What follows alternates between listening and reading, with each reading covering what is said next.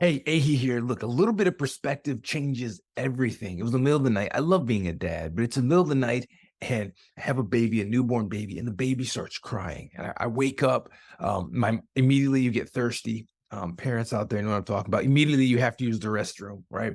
And your insides are burning, but the baby's crying. I know I had to get to the baby, and so I get up in the middle of the night.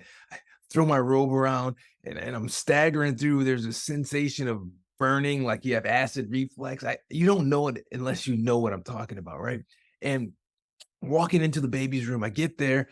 I see the child. I pick him up, and he's upset. He's crying, and I smell the child. Immediately realized I shouldn't have smelled the child. Odors also get amplified in this space. And so I take Baby Nation. I remember I take him over, I set him onto the bed, onto the change table, and I'm changing him. It smells horrible. I'm dying inside.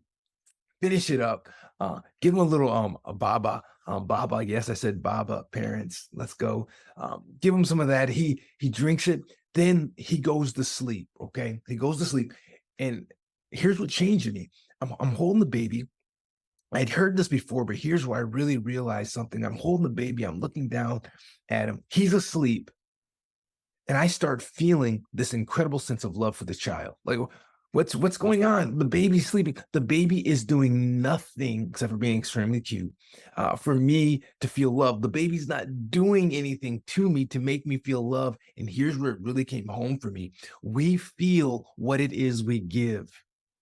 We, Sometimes we were waiting for someone to come and make us feel a certain way, especially in the context of marriage. And I applied it to this, and I'd heard the concept before. I was living it. The child was asleep, yet and still, I was feeling what it was I was giving. So this is incredibly powerful when you understand it. It changed me, right?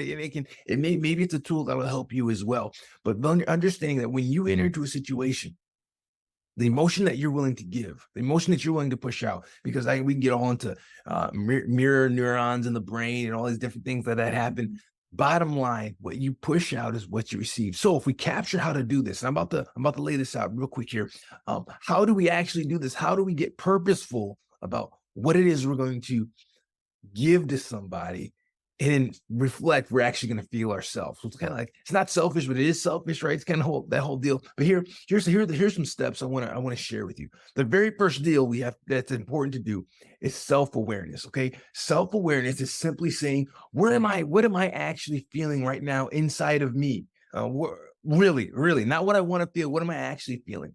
The next deal that we're going to step into the space is visualize. Okay. Imagine feeling the chosen emotion and transferring it to the other person. I'm wanting to feel more connected right now. Imagine, it's so powerful. Imagine connection and connecting with the other person. Imagine giving that connection to them, right? Because if you don't, if you're like, hey, I can't have it, never can happen. There's no way.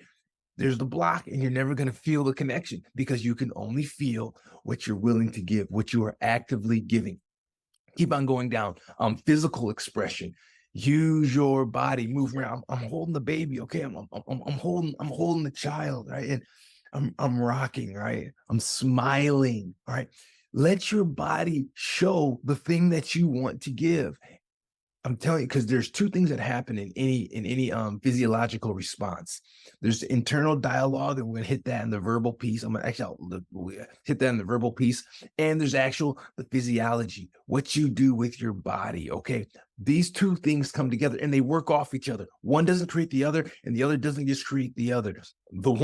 They come together and they work together to produce something amazing, something that you can impact and really help you feel things that you're feeling that want to feel in your marriage, and helping your spouse feel those deals as well. That goes back to mirror neurons. That's a whole nother piece. I won't jump into that in detail in this video. So finally is verbal communications. Okay. Use words and tones to express the chosen emotion. Now I know you're thinking, well, the baby's sleeping, you're not saying anything. Not external, right? In this space, internal. What am I saying in my mind? What am I? What are the language that I'm using? I can't believe this baby made me wake up in the middle of the night, right? If that's the inner dialogue that I'm having, well, what am I going to feel? All right. It's not going to be the emotion that I want to feel. The same thing. I'm talking about marriage, but it can be relationships. It can be calling your brother on the phone or your sister on the phone, understanding what is it that I want to get out of this? And how am I going to show that? How am I going to push it? So here are your steps again. Self-awareness, right? Where am I at really? Where's my space? Don't rely on them. Rely on getting myself in that space. How do I do that? Visualize, see it clearly, physical expression. Do something with your body, the way that you move, the way that you breathe. Are you breathing deeply into your diaphragm? How are you doing it? And finally, verbal lies, verbal communication. What are the words? What are these? What are these things? What's the tone? Am I screaming in my head? Am I cooing in my head?